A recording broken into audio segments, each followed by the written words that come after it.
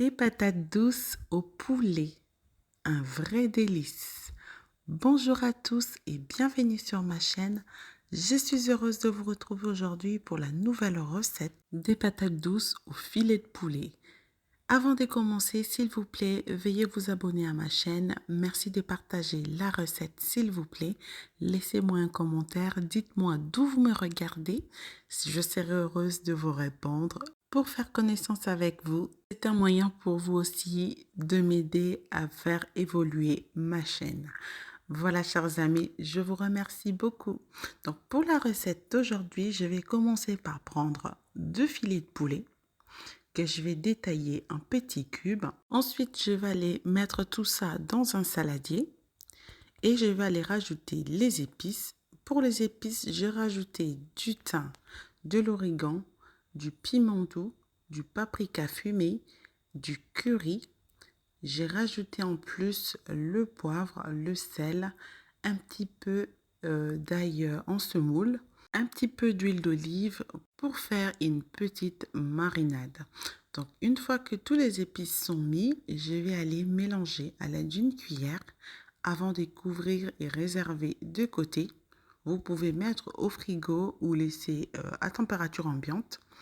Ensuite, j'ai épluché 2 patates douces. J'ai ensuite lavé puis séché à l'aide d'un papier absorbant et je vais couper le tout en rondelles et ensuite je vais les placer dans le fond d'un plat allant au four qui va me servir pour la suite de la cuisson. Ensuite, je vais prendre un oignon que je vais hacher finement et 2 gousses d'ail. Après, je vais prendre une poêle, je vais mettre un petit peu d'huile d'olive à chauffer, puis je vais rajouter mon oignon et mes 2 gousses d'ail. Je vais faire frire. Je vais en plus rajouter le tomate séché. Je pense que ça ferait peut-être environ 2 tomates séchées. Je vais les hacher et puis je vais les rajouter dans ma poêle avec les oignons et les gousses d'ail. Donc, je vais faire frire quelques minutes avant de rajouter 30 centilitres de crème de coco. Pour un peu plus de légèreté, vous pouvez opter pour la crème de coco light pour apporter un peu plus de légèreté à votre plat. Donc, une fois la crème de coco rajoutée, je vais rajouter 20 centilitres de bouillon de poule que j'ai délayé dans 20 centilitres d'eau, un verre d'eau on va dire. Donc, je rajoute et je vais rajouter en plus une cuillère à café de curry et un petit peu de cumin. Une fois le tout rajouté, je n'attendrai pas que ma crème de coco puisse commencer à bouillir. Donc, on enlève tout de suite.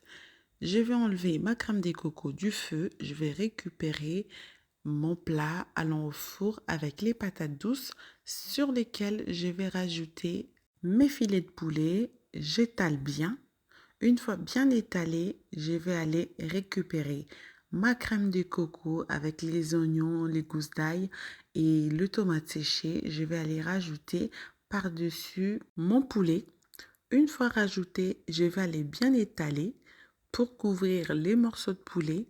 C'est très important de couvrir vos morceaux de poulet pour qu'ils ne sèchent pas. Donc, on couvre bien.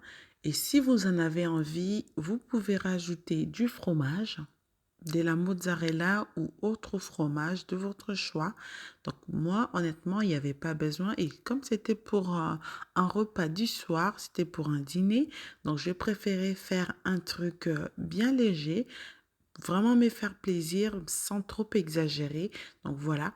Et ensuite, j'ai enfourné à 200 degrés pendant 35 minutes. Four à chaleur tournante. Pour savoir si votre plat est prêt, prenez un couteau, piquez les patates douces. Si vous sentez que les patates sont cuites, c'est que votre plat est cuit. Voilà, chers amis, la recette d'aujourd'hui est terminée. Elle est légère, elle est simple à faire avec des ingrédients bon marché. J'espère en tout cas qu'elle vous plaira. Merci à vous de toujours être là pour me soutenir. Peu importe où vous vous trouvez, où que vous soyez, je vous suis sincèrement reconnaissante et je vous remercie de tout cœur. Merci s'il vous plaît de vous abonner à ma chaîne si ce n'est pas encore fait, de partager la recette et on se retrouve très bientôt pour la nouvelle recette. Bye bye!